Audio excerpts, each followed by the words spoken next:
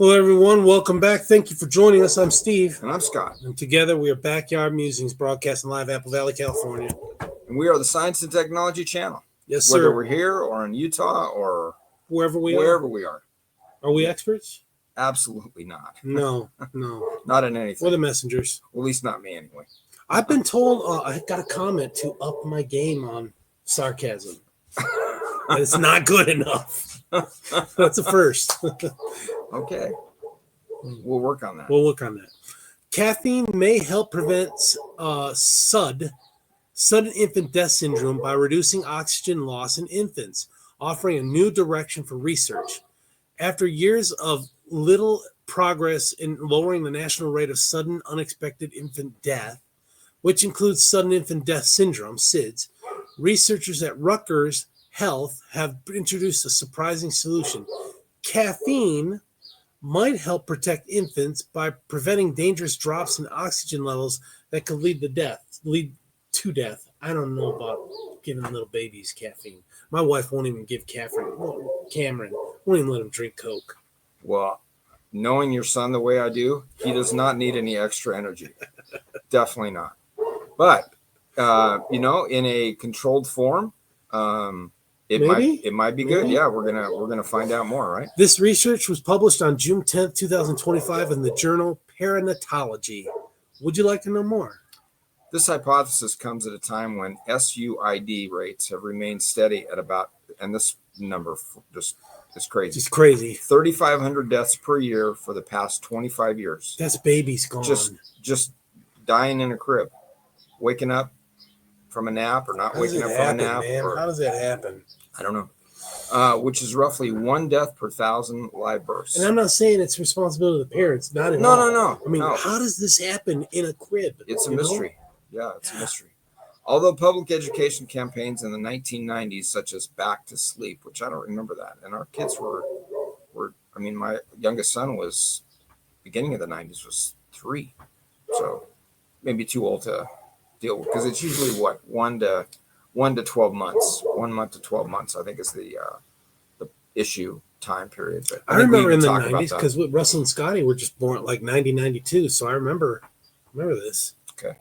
And other safe sleep guidelines promoted by the American Academy of Pediatrics initially reduced cases. SIDS is still the leading cause of death for infants between 1 and 12 months old. Yeah, so that period is tough. Yeah.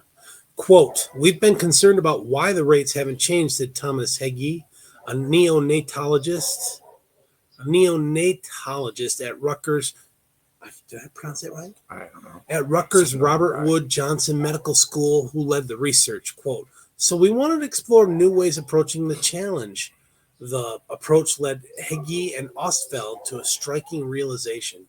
Nearly all known risk factors for SIDS and other sleep-related infant deaths, such as stomach sleeping," which, again, did your kids sleep on their stomach? No, because of that campaign, we never allowed them to sleep on their tummy. Never. Wow. Okay.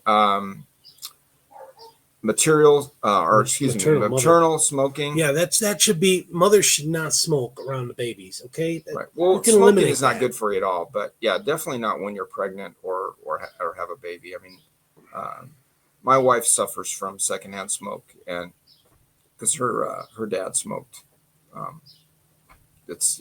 And my dad smoked too. My dad was a pipe smoker, so.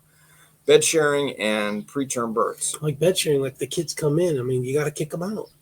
When the kids want to get into the bed with you, kick them out. That's a tough one, man. I know I know. Preterm birth and share a comment link.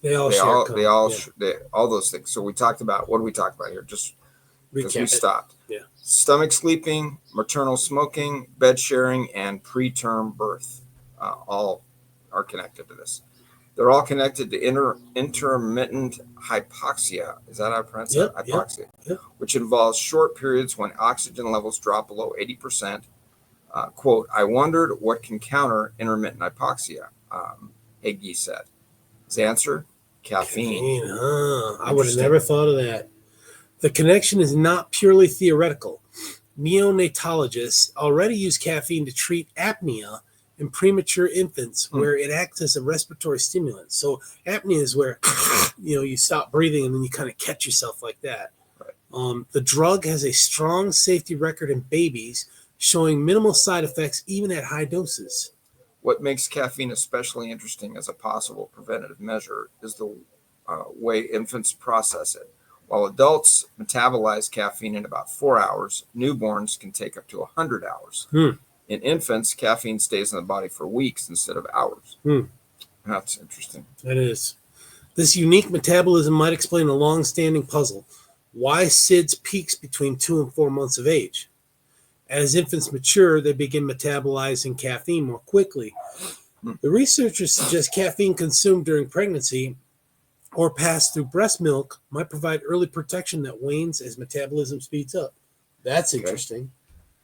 But then again, the mother's got to consume caffeine. So, well, and if not all some mothers, of them don't, right? Well, not all mothers breastfeed. Right, but even if they do, some of them don't drink coffee or drink soda that has caffeine in it.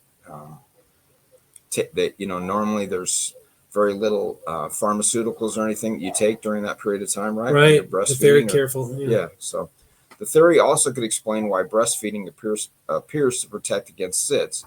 Quote, we hypothesize that the protection afforded by breast milk is in part due to caffeine, wrote the researchers, noting caffeine readily passes from mothers to infants through breast milk. That's pretty much. It's just like we did a segment on how stuff passes through the amniotic sac, both ways, from child to mother and mother to child. Right. We did that. Barbara Ostfeld, a professor at Rutgers Robert Wood Johnson Medical School, the program director of the SIDS Center of New Jersey, and co-author of the paper, said if the theory proves true, any efforts to give infants caffeine would complement, not replace, existing risk reduction strategies. Well, how do you co-author a paper? Do you write a little and I write a little and then you write a little and I write a little and then we put them together? Well, there's different ways. I mean, like you could have a subject matter expert that doesn't know how to write, and then you could have the guy who knows how to write, and then, or the girl. Ghostwriter? And then they're co-authors, So it could be that way. Or it could be just writes. You write half and I write half, that could be it. Okay.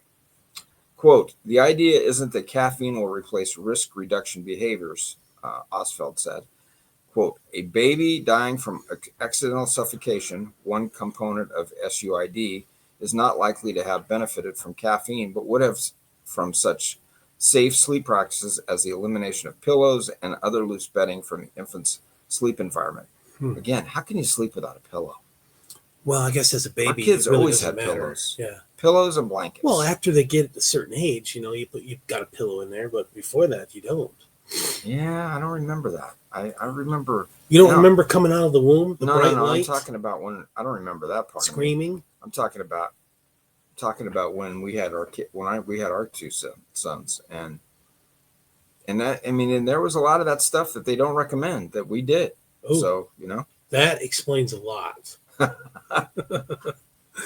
about that for sarcasm? The researchers plan to test their hypothesis by comparing caffeine levels in infants who died of SIDS with those who died from other causes such as trauma or disease. The research represents a fundamental shift in approaching SIDS prevention. While current strategies focus on eliminating environmental risks, this will be the first potential pharmaceutical intervention. Quote, for over 30 years, we've been educating New Jersey's parents about adopting safe infant sleep practices. These efforts have contributed to our state rates being the second lowest in the U.S. That's pretty good. Still, for various reasons, these proven recommendations are not universally adopted, Ostfeld said. This new hypothesis offers a way not just to address important risk factors, but potentially intervene. Okay. Crucially, the researchers said this hypothesis-generating research meant to inspire further study, not a recommendation for parents to give their babies caffeine. Do not try this at home. Right? Yeah, don't slip them a Mountain Dew or something like that. So that any intervention would require extensive testing for safety and efficacy. Now that you said that, I want a Mountain Dew. I'm craving it right now. Are you? Yeah. It's the power of suggestion. That's my drink of choice. So, still in a field where progress is stagnated for decades, the possibility of a new approach offers hope. I thought your drink of choice was Ice cold milk. Oh, I like milk too. Yeah, milk and Mountain Dew. That's usually what you see in my shopping cart when I go to the grocery store. So, All right, folks. Thanks for joining us. We'll catch you later. yeah, take care, everyone. Thank you. Keep the comments coming. And if you have newborn babies, we pray for you that this kind of stuff doesn't happen, right? Because that would be devastating. Biz debt, yeah. Yeah. Take care.